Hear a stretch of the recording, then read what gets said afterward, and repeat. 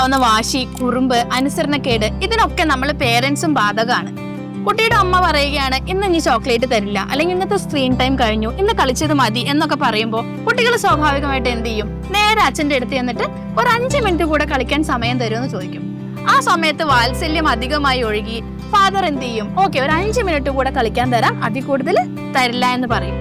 ഈ 5 മിനിറ്റാണ് കുട്ടികളിൽ അധികമായി വാശി ഉണ്ടാക്കുന്ന മെയിൻ വില്ലൻ.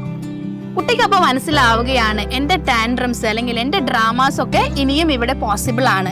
കാരണം ഫാദറിന്റെയും മദറിന്റെയും ഇടയിൽ there is a decision changing happening. Okay, so always make sure, അതായത് കുട്ടികൾക്ക് മനസ്സിലാവണം എന്റെ ഫാദർ ആൻഡ് മദർ അല്ലെങ്കിൽ എന്റെ അച്ഛൻ അമ്മ എന്ന് പറയുന്നത് they are a team. Okay, അമ്മ നോ പറഞ്ഞാൽ അത് അച്ഛനും നോ ആയിരിക്കണം, അച്ഛൻ നോ പറഞ്ഞാൽ അത് അമ്മയ്ക്ക് നോ ആയിരിക്കണം. ഓക്കെ, അമ്മയുടെ അടുത്ത് നിന്ന് ഒരു നോ കിട്ടി, അച്ഛന്റെ അടുത്തേക്ക് വരുന്ന കുട്ടിയുടെ അടുത്ത് അച്ഛൻ ചോദിക്കുകയാണ് അമ്മ എന്താണ് പറഞ്ഞത്?